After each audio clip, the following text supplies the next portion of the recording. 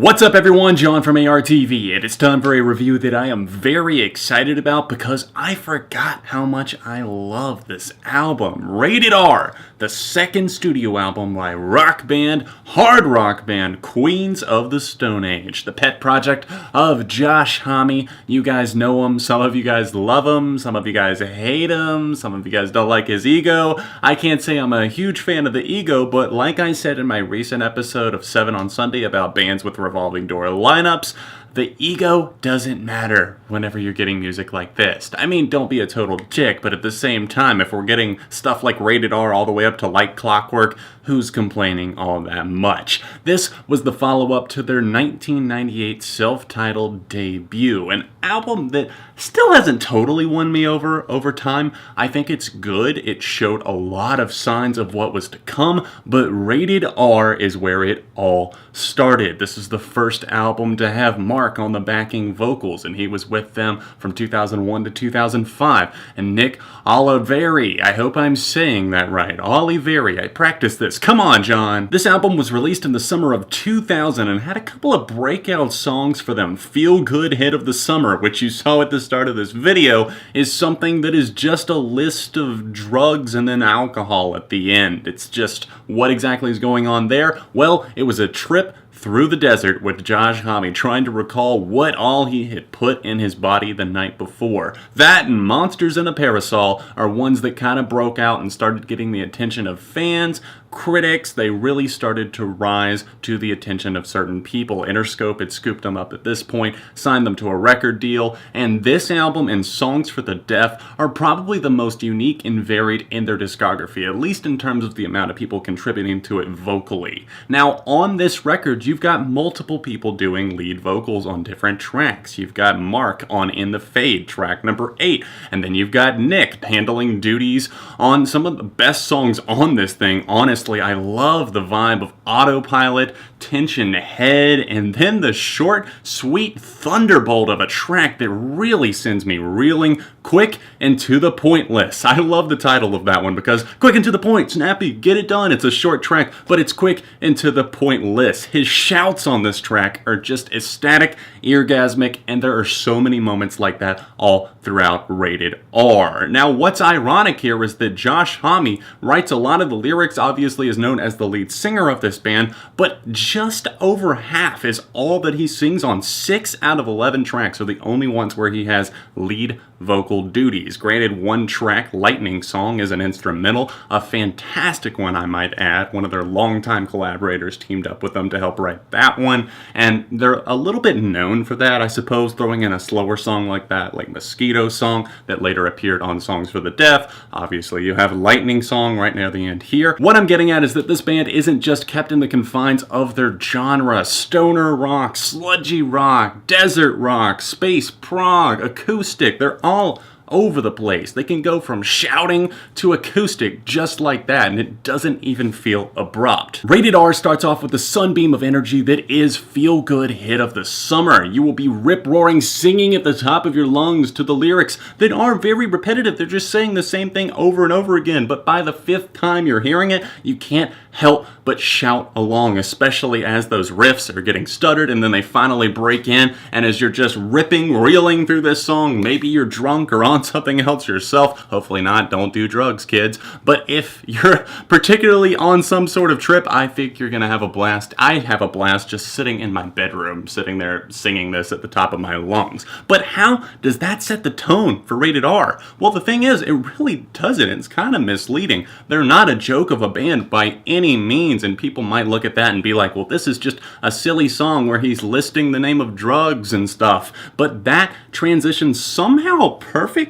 into the next track, The Lost Art of Keeping a Secret. It's that song along with Leg of Lamb that really start to set the tone for what's to come, the pacing of these tunes, and just the guitars, the way that they pull off these sludgy riffs that kind of go. They drag, but at the same time, they do it efficiently. They're not slow-paced, they're not brooding, but at the same time, they're creating an atmosphere, and this atmosphere sucks you in so much that you have to keep replaying this album over and over and over again. Homme's vocals are just ace on both of these tracks that I just mentioned right there. I feel like Leg of Lamb is one that really settled in with me over time as he's singing things, and you bench and you moan. And then on, of course, The Lost Art of Keeping a Secret, one of their most well-known songs from Rated R. It was released as a single. I love the catchy guitars on that and the awesome drumming. They hadn't yet gotten Joey Castillo, but the drumming that they have here is still splendid. As you cycle through this record, you'll find a recurring element that I think is really intriguing and very special to this album. A lot of the songs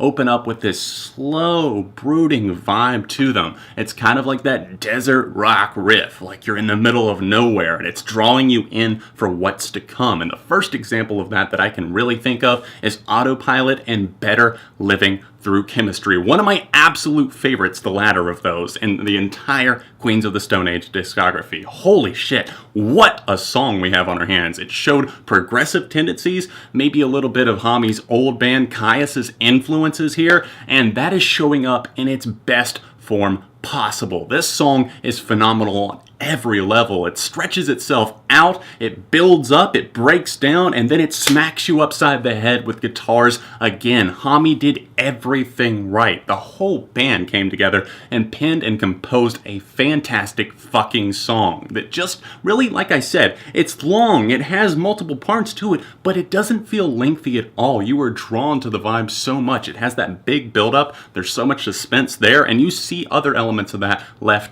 in traces of other songs on Rated R. Circling back to Autopilot, I love that Nick Oliveri sings on this track. He's not just screaming, he's showing off his other skills, and I do hate that he was fired from the band. Yes, he contributed to their most recent 2013 album Like Clockwork, but at the same time, it doesn't always seem like everything is all good there, and I feel like Hami has cut off a lot of ties in the industry, but at the same time, I understand. If you're a perfectionist, you have to make things right, and sometimes people don't always like that, especially if you're fired from the band as a result of that. Hopefully, they have smoothed a lot of things over. It does seem like they have. But on this track, Autopilot, I really love the guitars. Hami's guitar cuts in particularly on this one. It's very noticeable, that little riff that's just kind of high-pitched, kind of a shrill sound. It's noticeable as he's singing on this track, and Nick's vocals are definitely on point. I really like what he was channeling in this one. And then on another non-Hami track, I really have to praise In the Fade. This one, of course, at the very end contains a reprise of Feel Good Hit of the Summer, which I love because it's just another weird little burst of energy that it just explodes and I start headbanging instantly and singing along, and it's just a crazy moment. But In the Fade, once again, cuts open with that kind of slow guitar. It cuts in with those stuttered riffs, and I love everything about this track. Mark's contributions were definitely felt, heard, and are still loved here and on Songs for the Deaf, and even what he did on moments like this lullaby on Lullabies to Paralyze. Towards the end of Rated R, where some bands would stop paying attention and would go a little bit more abstract or a little bit less interesting, they definitely dial things up, especially with the chemistry within the band and just the way that they're performing these songs, mixing things up, giving us something new on each and every track. On Tension Head, we once again see Nick singing here, and he almost feels manic on this one as he's shouting, "I'm feeling sick," and it's got this punishing guitar. And then we go from that somehow into the next track, Lightning Song, which just basically feels like cooling off after an argument. That's the best way that I can describe it.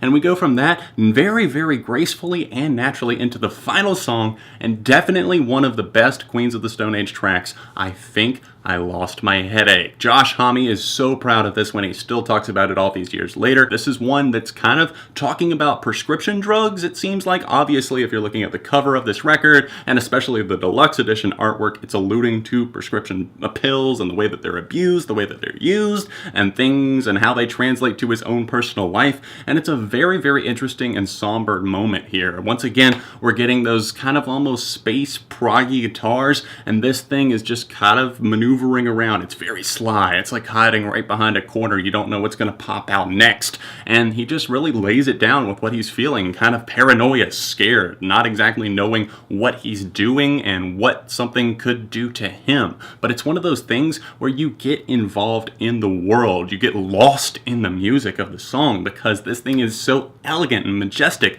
It gets louder and louder, and it works its way in with those guitars. Ba-na, ba-na, ba-na, ba-na. And it gets louder and louder. It rolls around, the horns, the brass, it all starts crashing in, and you were so into this track. And I think I lost my headache is kind of ironic because maybe he's escaping, but we're not escaping the punishing instrumental here. And it's meant to get louder and louder. The crescendos are intentional as this song winds down to its very, very final end stages. What an album we have on our hands here with Rated R. A fantastic, monumental release that really started Queens of the Stone Age on the perfect track. They've got such a great track record in my mind. I would love to review more of their material if you guys are interested, and I am also already working on my top 10 Queens of the Stone Age tracks. So let me know what you think about that in the comment section down below. Me personally, obviously, I feel like Rated R is great. I hate that I hadn't come back to it in a little bit, but I do definitely plan to keep this thing on rotation. I'm looking for a vinyl copy for myself. Hopefully I can pick that thing up soon. 5 out of 5 for me for Rated R, the second album by rock band Queens of the Stone Age. Let me know your thoughts on Rated R in the comment section down below, and if you would like to help out the videos, help me do YouTube full time, click the link for Patreon right here in the corner. See another recent review that I did, a little throwback right here, or another album review here. I am planning on doing a couple of current reviews this weekend for modern albums. Other than that, I will see you guys very soon right here on ARTV.